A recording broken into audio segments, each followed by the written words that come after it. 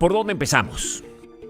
El 6 de diciembre del 2015, la oposición gana las elecciones de la Asamblea Nacional con algo más de 14 millones de votos, lo que le da unas 2/3 partes de los escaños. Con esta mayoría, la Asamblea podría pasar leyes y aprobar presupuestos a pesar de que toda la bancada chavista votara en contra. Es importante destacar porque esta elección sí es legítima y las que veremos a continuación dejan de serlo.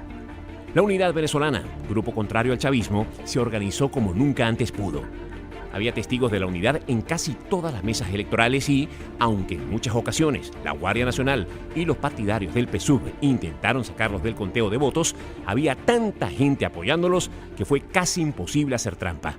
Como esta nueva asamblea no le convenía al gobierno de Maduro, el Tribunal Supremo de Justicia, que había sido nombrado en su totalidad por la anterior asamblea chavista, decide imputar las elecciones de 4 diputados, los de Amazonas, para iniciar una investigación por una supuesta compra de votos que hasta hoy no se ha aprobado.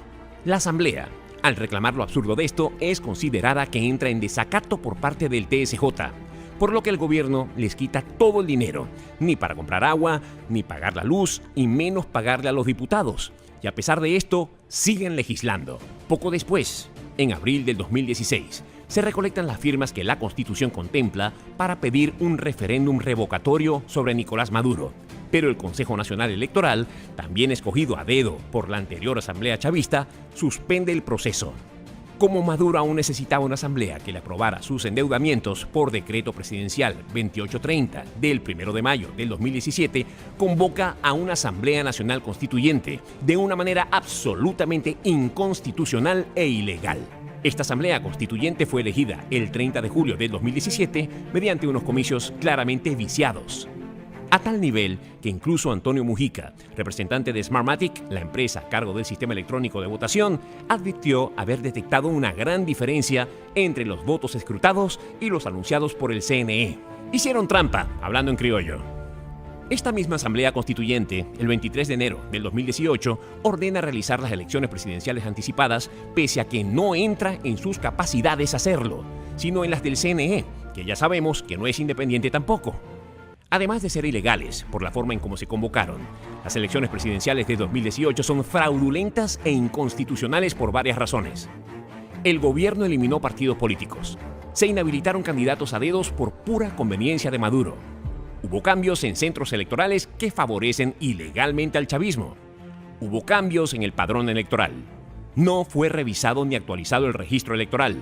No se permitió los cambios de centros electorales por los mismos electores nacional e internacionalmente. Es decir, si usted se mudó de ciudad o país, el gobierno no le permitió actualizarse, simplemente para hacer casi imposible su voto. Y sin embargo, el Consejo Nacional Electoral declara reelecto a Nicolás Maduro. La comunidad internacional rechazó estas elecciones y poco a poco los gobiernos fueron enviando comunicados advirtiendo que las desconocían.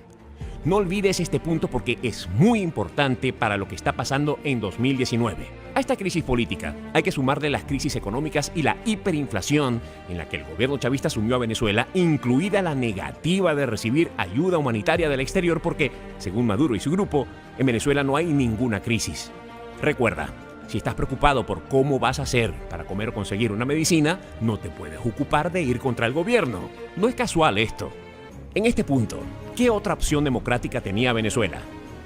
Ahora sí, llegamos a enero del 2019. El 5 de enero de 2019, iniciando un nuevo periodo legislativo, la Asamblea Nacional nombra la Junta Directiva presidida por Juan Guaidó.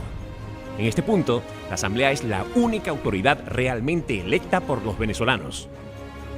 El 10 de enero de 2019 inicia el nuevo periodo presidencial, por lo que se debe juramentar al nuevo presidente. La Constitución deja claro que para que esto suceda se deben cumplir 3 condiciones mínimas. La primera, efectuarse previamente una elección presidencial válida, que ya sabemos que no pasó. La segunda, tomar posesión del cargo de presidente de la República prestando juramento ante la Asamblea Nacional, que tampoco sucedió.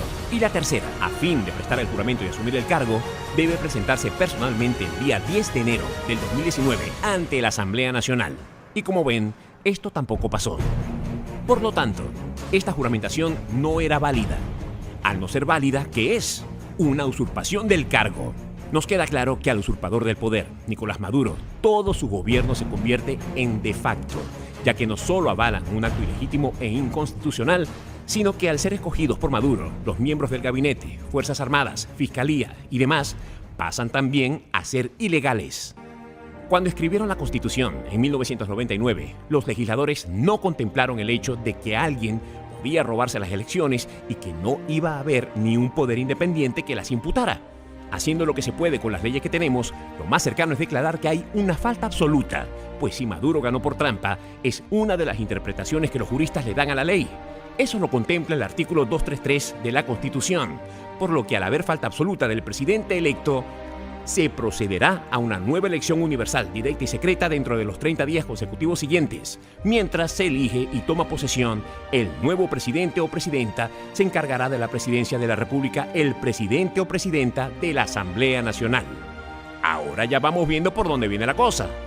El 23 de enero de 2019, habiendo sido realizadas diversas concentraciones nacionales e internacionales en apoyo a la Asamblea Nacional, Juan Guaidó se juramenta para cumplir con el mandato constitucional de asumir el rol de presidente encargado, también comprometiéndose a resguardar los bienes y activos de la nación, es decir, impedir que el chavismo se siga robando el dinero de los venezolanos en nombre del gobierno, ordenar las acciones de ayuda humanitarias y acordar la amnistía por la recuperación del Estado de Derecho y la democracia. No fue una autoproclamación. Juan Guaidó asumió un rol consagrado por la Constitución para casos como estos, para poder, de una vez por todas, comenzar a hacer cumplir las leyes venezolanas y sacar a Venezuela de la crisis que los gobiernos chavistas crearon.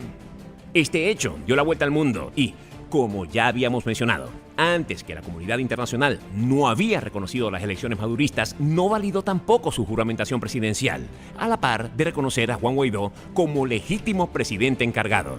Algunos países y organizaciones que reconocen el mandato del presidente interino de Venezuela son Estados Unidos, Argentina, Brasil, Canadá, Chile, Colombia, Costa Rica, Guatemala, Honduras, Panamá, Paraguay, Perú, España, Unión Europea y la Organización de Estados Americanos. Y para los que creen que Estados Unidos solo reconoció a Guaidó como presidente encargado para quedarse con nuestro petróleo, les recordamos que ya el chavismo embargó a Venezuela con China y Rusia. Nos dejaron debiéndoles todo el petróleo a ellos para que la cúpula madurista pudiera seguirse robando el dinero del pueblo. Solo basta ver las filtraciones de las cuentas en Suiza. De los 3 países que escondieron el más dinero en Suiza, el tercero es Venezuela, 13.4 millones de dólares. No tengas miedo de emocionarte, de esperanzarte.